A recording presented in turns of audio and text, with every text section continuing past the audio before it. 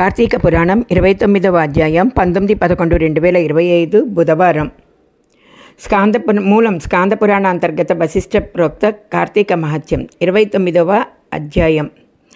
అత్రి మహాముని అగస్త్య మహర్షితో ఈ విధంగా సుదర్శన చక్రం అంబరీషుడికి అభయమిచ్చి ఉభయులను రక్షించి భక్తకోటికి దర్శనమిచ్చి అంతర్ధానమైన వైనాన్ని చెప్పి తిరిగి ఇట్లు చెప్పటం ప్రారంభించాడు.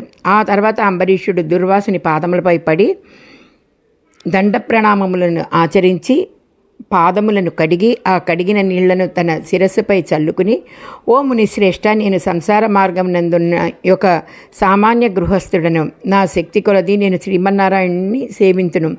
ద్వాదశి వ్రతము చేసుకొనుచు ప్రజలకు ఎట్టి కీడు రాకుండా ధర్మవర్తనుడనై రాజ్యమేలుచున్నాను. నా వలన మీకు సంభవించిన కష్టమునకు నన్ను మన్నింపుము. మీ ఎడల నాకు అమితమైన అనురాగం ఉండట చేత తమకు ఆతిథ్యం ఇవ్వాలని ఆహ్వానించి తిని, కానీ నా ఆతిథ్యమును స్వీకరించి నన్నును నా వంశమును పావనము చేసి కృతార్థులను చేయండి.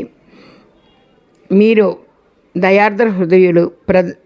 ప్రథమ కోపముతో నన్ను శపించినను మరలా నా గృహమునకు వచ్చితిరి.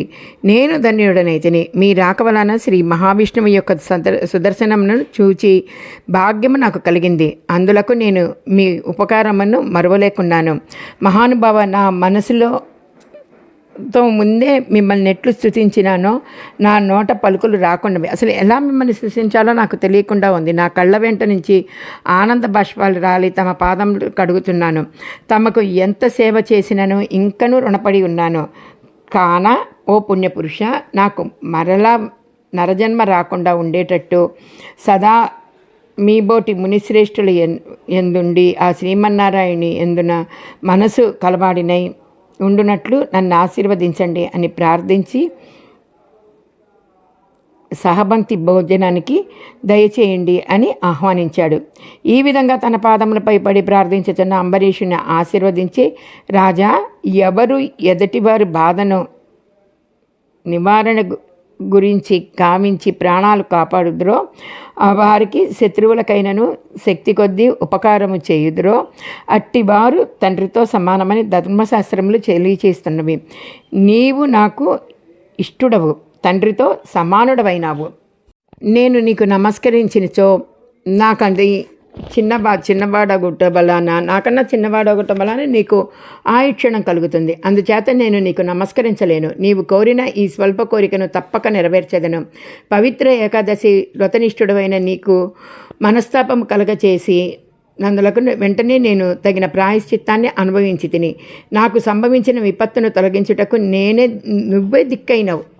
నేను పరీక్షించబోతే నువ్వే నాకు దిక్కై నన్ను రక్షించావు. నీతో భోజనం చేయటం నా భాగ్యం కాక మరొకటి ఉండునా అని దుర్వాస మహాముని పలికి అంబరీషుని అభీష్టం ప్రకారము పంచభక్ష పరమాణాలతో సంతృప్తిగా విందారగించి అతడి భక్తికి కడుంగడు ప్రశంసించి అంబరీషుని దీవించి సెలవు పొంది తన ఆశ్రమానికి వెళ్ళెను. ఈ వృత్తాంతమంతయు కార్తీక శుద్ధ ద్వాదశి దినమున జరిగింది.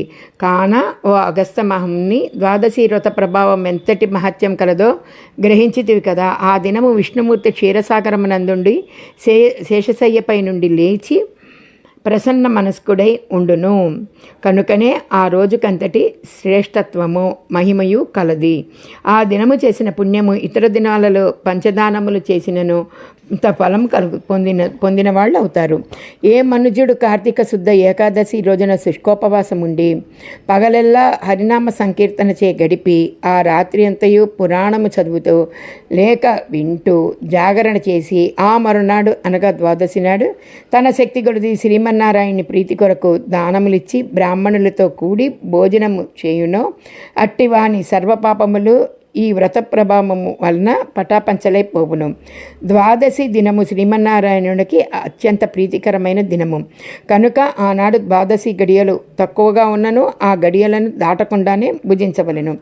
ఎవరికైతే వైకుంఠంలో స్థిర నివాసం ఏర్పరచుకొని ఉండాలని కోరిక ఉంటుందో అట్టివారు ఏకాదశి వ్రతము ద్వాదశి వ్రతము రెండును చేయవలెను. ఏ ఒక్కటియూ విడవకూడదు.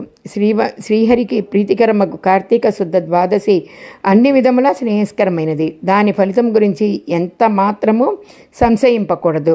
మర్రి చెట్టు విత్తనము చాలా చిన్నది అయినను అదే గొప్ప వృక్షమైన విధంగా కార్తీక మాసంలో నియమానుసారంగా చేసిన ఏ కొంచెం పుణ్యమైనను అది అవసాన కాలమందు యమదూతల పాలు కానియకుండా కాపాడును. అందులకే ఈ కార్తీక మాస వ్రతం చేసే దేవతలే కాక సమస్త మానవులు తరించిరి. ఇట్లు స్కాంద పురాణాంతర్గత వశిష్ఠ ప్రోక్త కార్తీక మహత్యమందలే 29వ అధ్యాయం. 29వ రోజు పారాయణం సమాప్తం. సర్వం శ్రీ హరిహరార్పణం. దానములు: శివలింగం, విభూది పండు, దక్షిణ బంగారం. నిషిద్ధ పదార్థములు: పగటిపూట ఆహారం, ఉసిరి.